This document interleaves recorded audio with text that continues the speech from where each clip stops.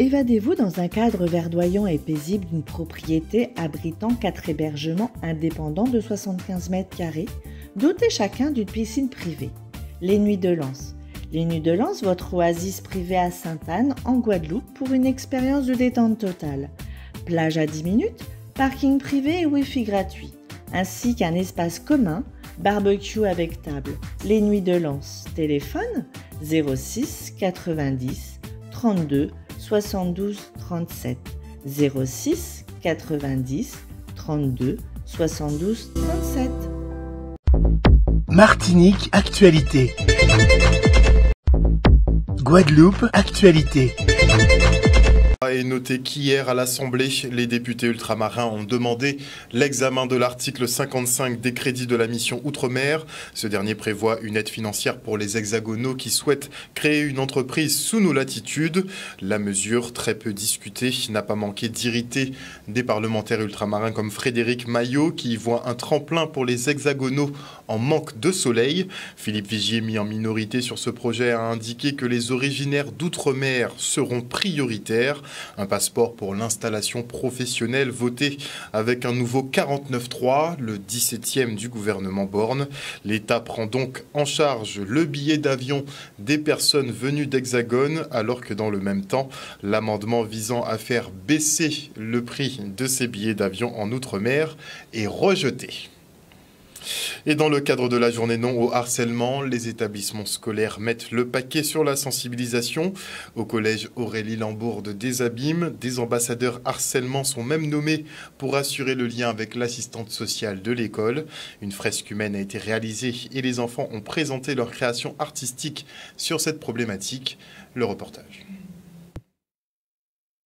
Aujourd'hui, dans le cadre de la journée non au harcèlement, prévu par le ministère de l'Éducation nationale, on a eu comme prérogative d'organiser des actions autour du harcèlement, donc pour pouvoir sensibiliser les élèves, les jeunes et le personnel à ce fléau qu'est le harcèlement et que nous combattons depuis bien nombreuses années. Nous avons des cas de harcèlement que nous traitons au quotidien grâce à un protocole qui existe au niveau national. Mais il est vrai que c'est un combat de tous les jours et le collège Aurélie Lambourde, comme n'importe quel établissement scolaire, a à cœur de combattre ce fléau. En tant que référente harcèlement de l'établissement, je suis au courant de toutes les situations qui peuvent nous remonter au sein de l'établissement.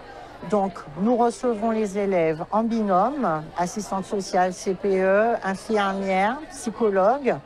Nous écoutons, nous conseillons, nous orientons en cas de besoin les victimes, mais aussi les auteurs. Je fais en sorte que le protocole soit strictement respecté et que toutes les étapes soient bien mises en œuvre. Il y a une phase de travail avec les élèves. Nous avons des ambassadeurs qui ont été proclamés sur tous les niveaux et sur toutes les classes, donc des ambassadeurs harcèlement. Nous avons également aujourd'hui prévu un regroupement d'élèves pour pouvoir créer une fresque humaine, donc avec les lettres NAH. Et des débats sont organisés tout au long de la journée avec les professeurs d'histoire-géographie ou de MC autour de cette thématique-là. Et une exposition qui a été initiée par les professeurs d'art plastique avec les élèves de tout niveau pour pouvoir montrer l'engagement des élèves sur ce thème. Retour maintenant sur les 14e journées départementales de l'enfance. Et pour cette nouvelle édition, la collectivité a choisi la thématique « Penser et penser l'enfance, outils pouvancés ». Une manifestation parrainée par Missier Sadiq avec au programme de la stimulation sensorielle, des ateliers sur le manger local, de la prévention aux violences sexuelles, un jeu de loi grandeur nature ou encore un quiz sur la parentalité. Le reste en images. Je suis très content, très honoré d'avoir été choisi par le conseil départemental pour parrainer cette 14e édition de la journée de l'enfant. Je crois que je me retrouve parce que je suis soucieux, si tu veux, de la Guadeloupe déjà dans sa globalité. Et si on pense à la Guadeloupe, on est obligé de penser à la base. Et la base, c'est l'enfant, c'est l'enfance. Et sur l'ensemble des villages, on parle de musique, on parle de sexualité, on parle d'influence des réseaux sociaux. Et en tant que musicien, en tant qu'artiste, je suis au cœur de l'utilisation des réseaux, de la musique, etc. Donc j'ai trouvé ça cohérent d'être présent sur cette manifestation. Ça prend de l'ampleur petit à petit, parce que nous souhaitons que la population soit bien informée de ce moment-là. Par exemple, plutôt que de faire une seule journée, on s'est dit qu'il fallait que le mois entier soit rempli de manifestations qui puissent remémorer justement et commémorer en même temps ce droit de l'enfant. Nous, spécifiquement à l'aide sociale à l'enfance, nous sommes ici présents pour parler effectivement des jeunes qu'on accompagne, parce qu'ayant eu à côtoyer certaines problématiques, nous avons jugé bon d'aborder tout ce qui concerne, tout ce qui touche à la sexualité, le rapport au corps, pour que le jeune puisse prendre conscience de qui il est, pour pouvoir respecter son corps. Et notamment, on est en proie au niveau sociétal à tout ce qui est réseaux sociaux. Donc c'est faire aussi comprendre aux jeunes que c'est important en tout cas de faire attention à ce qu'ils véhiculent. Sous le Moule, c'est le 3e village, puisque nous avons eu un village à Marie-Galante, un autre à Basse-Terre samedi. Et donc nous nous retrouvons au Moule juste avant Pointe-à-Pitre et Duval. Et nous travaillons régulièrement avec les associations qui sont sur le terrain avec nous et qui proposent des ateliers, des stands pour justement faire apparaître les droits des enfants, mais aussi les devoirs des enfants bien sûr et des parents par rapport aux enfants, pour permettre que cette communication entre les parents et les enfants se fasse le mieux possible dans la construction de l'enfant. Et donc nous avons des services en interne, comme mon service, le service d'aide à la parentalité, la protection maternelle et infantile. Nous avons des associations comme les Bras Ouverts, enfin, vous en avez plusieurs qui sont présentes, Attitude Médiation par exemple, et qui systématiquement proposent aussi de traiter une thématique. Et cela se fait soit à travers des mini-débats, soit à travers des activités ludiques, comme par exemple le jeu de loi qui a été proposé par des équipes et qui s'est mis en place pour pouvoir mieux permettre aux enfants et aux parents de connaître à chaque fois les thématiques de la loi. Un reportage signé Michel Depape. Et en vue de la mise en place de monnaie locale, l'association MLCE sensibilise les politiques et le grand public. Elle organise un séminaire à l'ADL sur les finances durables et les systèmes d'échange locaux. Le reportage. L'objectif aujourd'hui de ce séminaire, c'est de sensibiliser un petit peu les élus, les collectivités, les associations et aussi le public en général sur ce qu'on appelle la finance durable et les systèmes d'échange locaux, et en particulier sur un système d'échange qu'on appelle la monnaie locale, qui est l'objet de notre association Gauda MLCE.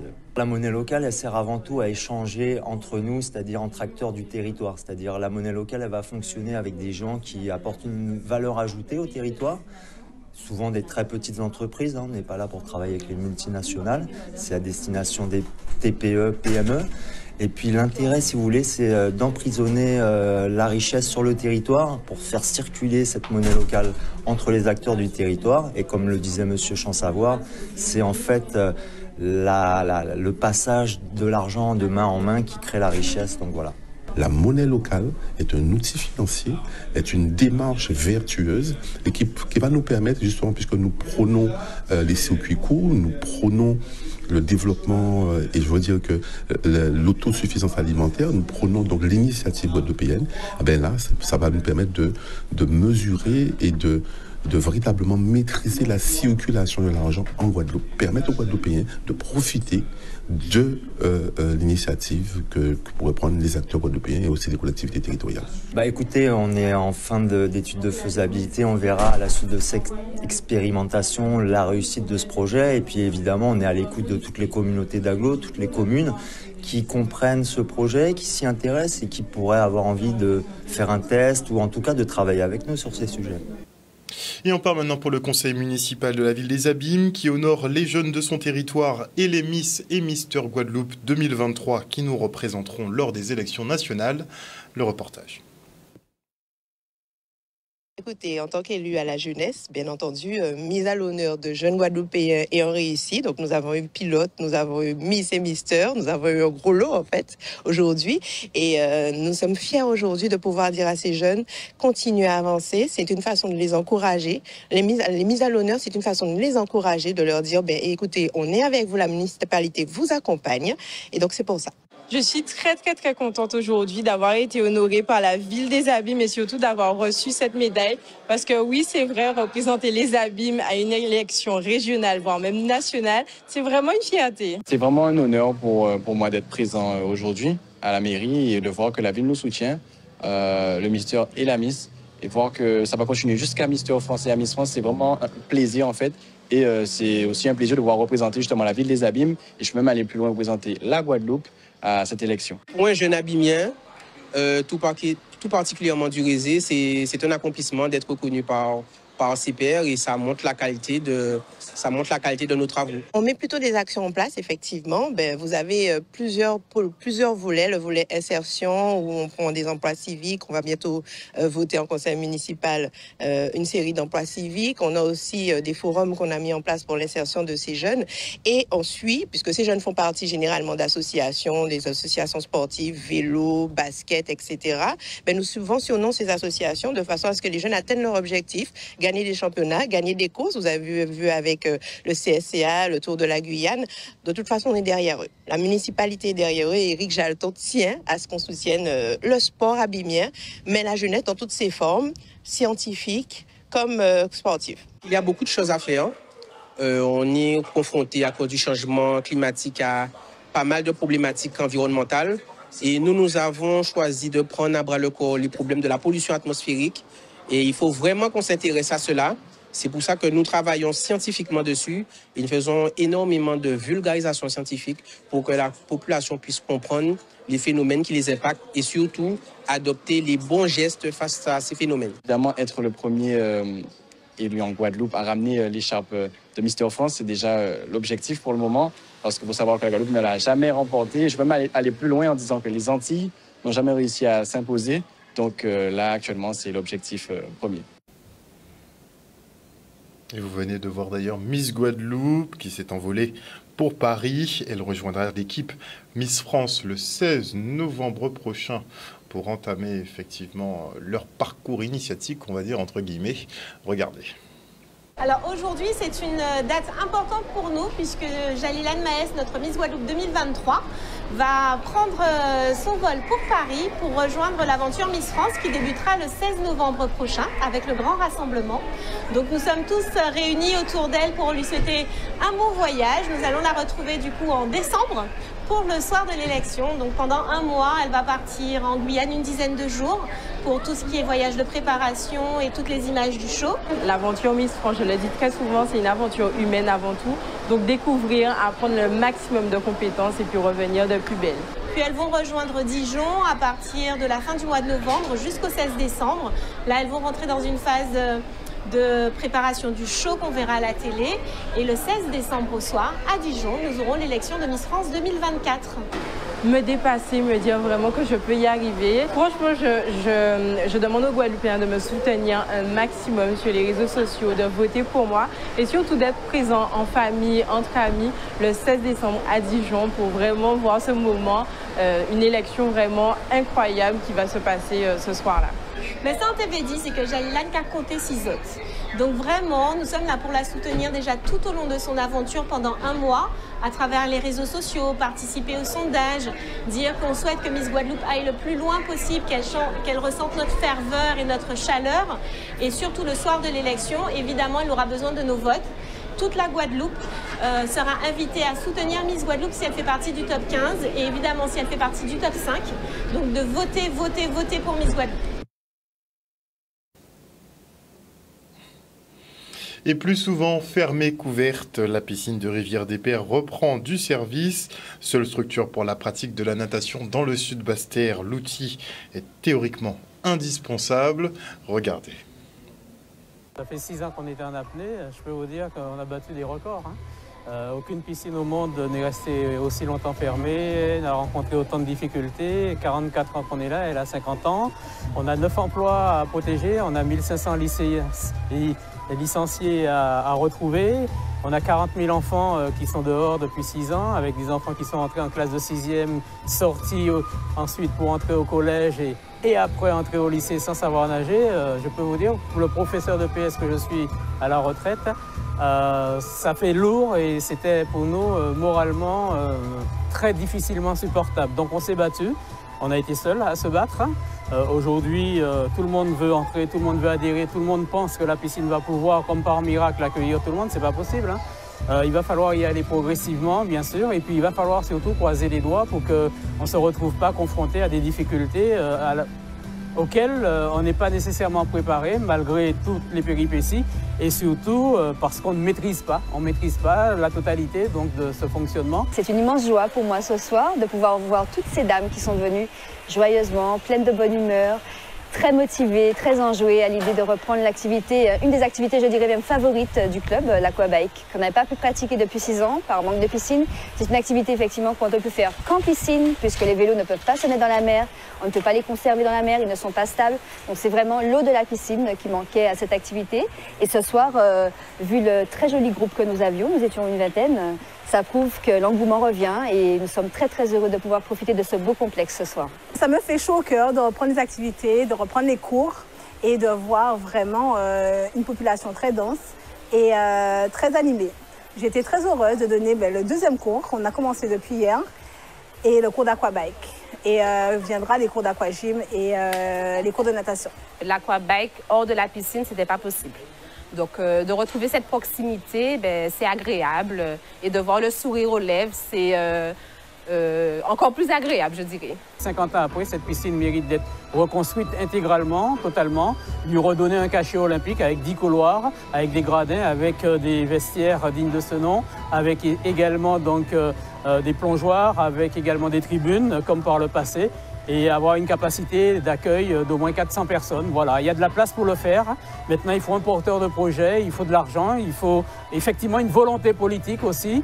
Et puis, il faudrait peut-être que les Bastériens, le sud Bastère, se bougent un petit peu et se prennent en main et soient responsables. Parce que je peux vous dire que nous, on n'est pas prêts pour repartir à se battre tout seul. On l'a fait. Aujourd'hui, ça y est, OK, c'est ouvert, mais il faut qu'on soit tous ensemble et qu'on travaille tous dans la même direction et que, voilà, qu'on ait un seul et même et unique cap. Et on part maintenant pour le lancement de La Pointoise, le nouveau parcours sportif de la ville de Pointe-à-Pitre. Tous les mercredis de 18h à 21h, vous pourrez pratiquer tous les sports de rue possibles au cœur du centre-ville qui sera privatisé spécialement pour vous. Regardez.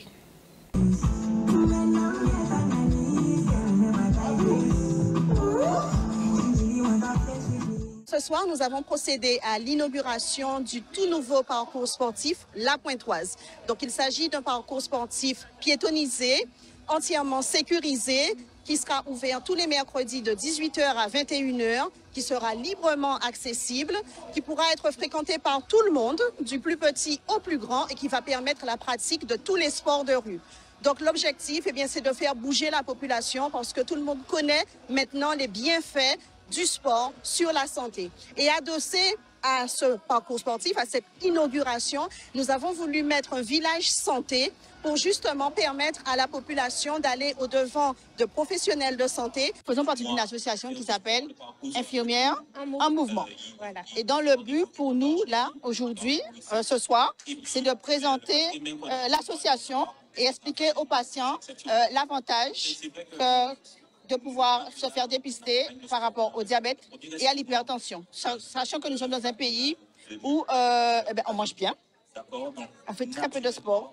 Donc, on veut encourager justement les gens à faire du sport et tout en contrôlant leur glycémie et leur tension. Ça réduit vraiment le nombre de maladies chroniques en fait, et c'est vraiment important justement de pratiquer ces activités parce que ça permet de réduire ces complications justement dont le diabète, l'hypertension, et pas mal d'autres, et pour être bien aussi dans son corps et dans sa tête. Et nous terminons par une belle Zumba géante qu'on entend en fond sonore, animée par Steve Segor. Là encore, l'objectif, c'est de faire vraiment bouger, se dépenser, évacuer le stress. Et bien évidemment, tout cela permet d'avoir un effet positif sur la santé des Pointoises, des Pointois, mais aussi des Guadeloupéennes et des Guadeloupéens, puisque nous n'attendons pas que des Pointoises et des Pointois, mais vraiment l'ensemble de la Guadeloupe. Tout le monde est le bienvenu sur ce nouveau parcours sportif à Pointe-à-Pitre. Je me sens très, très bien.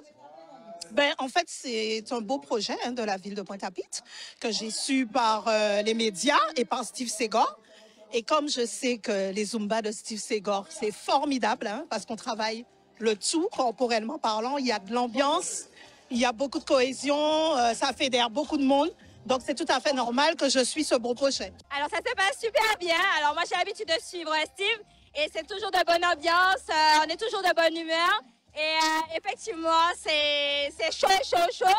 Parce que du coup, on fait vraiment du sport. On sent qu'on fait du sport tout en s'amusant. Donc, c'est super top.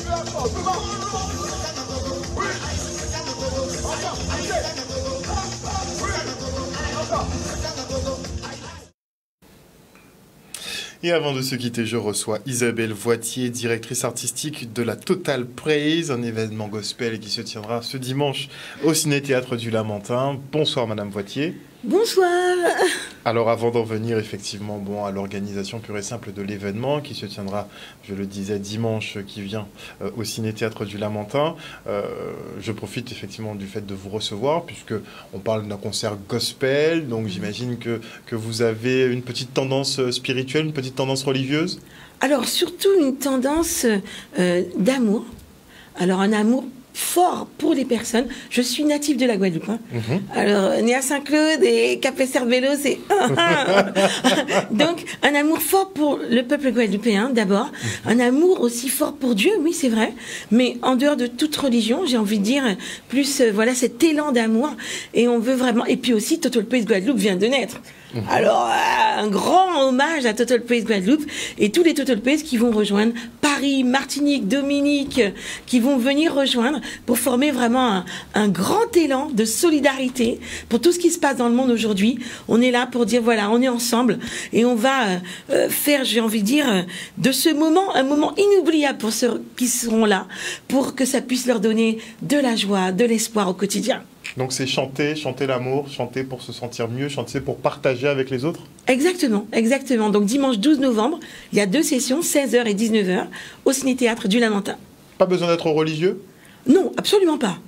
Pas besoin d'être religieux. Surtout si vous n'êtes pas religieux, venez. et si vous avez la foi, venez aussi. Toute personne est invitée parce qu'on aime tout le monde. Ça va se passer comment exactement ? Alors on sera vraiment à une belle 45 personnes, voire 50 sur plateau. C'est une chorale de 45 personnes. Voilà, qui seront là avec 5 musiciens. On va chanter du gospel. Des personnes qui viennent d'où ? De partout ? Paris, Dominique, de la Martinique et qui vont venir vraiment renforcer l'équipe de Total Praise Guadeloupe pour pouvoir faire cette gospel célébration, un élan de joie communicatif et que vous n'oublierez pas.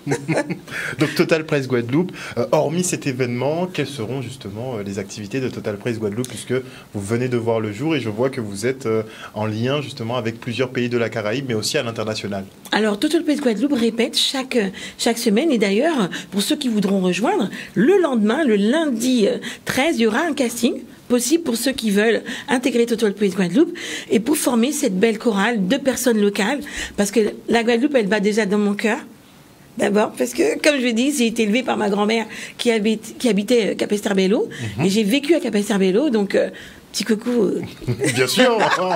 Je profite pour faire un coucou aussi à mon oncle qui est au Lamentin, Gérard Gros, qui est un acteur culturel effectivement reconnu. Et tout ça pour dire que la Guadeloupe, voilà, on a un cœur pour la Guadeloupe. Et on est là pour cet événement, mais aussi pour, voilà, beaucoup d'événements qu'on va faire pour pouvoir toucher les cœurs, pour aider chacun vraiment à tout simplement mieux vivre au quotidien. Et le gospel nous aide à le faire également. Merci beaucoup Madame Voitier en tout cas d'être venue sur ce plateau ce soir, nous annoncer donc l'événement gospel de ce dimanche 12 novembre. Ça se passera donc au Ciné-Théâtre du Lamentin. Les horaires 16h et aussi 19h. Merci encore. Et voilà, chers téléspectateurs, nous sommes arrivés au terme de ce journal. Rappel d'une information, à noter que les députés ultramarins ont demandé hier soir l'examen de l'article 55 des crédits de la mission Outre-mer. Ce dernier prévoit une aide financière pour les hexagonaux qui souhaitent effectivement créer une entreprise sous nos latitudes. La mesure a été très peu discutée, n'a pas manqué d'irriter certains parlementaires comme Frédéric Maillot qui y voit un tremplin pour les hexagonaux en manque de soleil. Philippe Vigier a été mis en minorité, il a même subi quelques retraits effectivement de sa majorité sur ce projet, mais il a tout de même indiqué que les originaires d'outre-mer seront prioritaires. Beaucoup en doutent. Un passeport en tout cas pour l'installation professionnelle, voté avec un nouveau 49.3, le 17e utilisé par le gouvernement Borne. L'État prend donc en charge les billets d'avion des personnes venues d'Hexagone, mais refuse effectivement l'amendement déposé et qui visait à faire baisser les prix des billets d'avion outre-mer. Une bonne soirée à vous. Bisous tout le monde. Nous qu'arrivés, Total Praise est dans la place et arrive en Guadeloupe pour une gospel célébration de feu le dimanche 12 novembre, 16h ou 19h, ou les deux, au ciné-théâtre du Lamentin. Et ce ne sera pas sans toi pour un moment de gospel authentique, de partage et un moment inoubliable. Je suis Isabelle Boitier, directrice artistique de Total Praise. Je suis native de la Guadeloupe, c'est mon île et je te donne rendez-vous. Don't you miss it.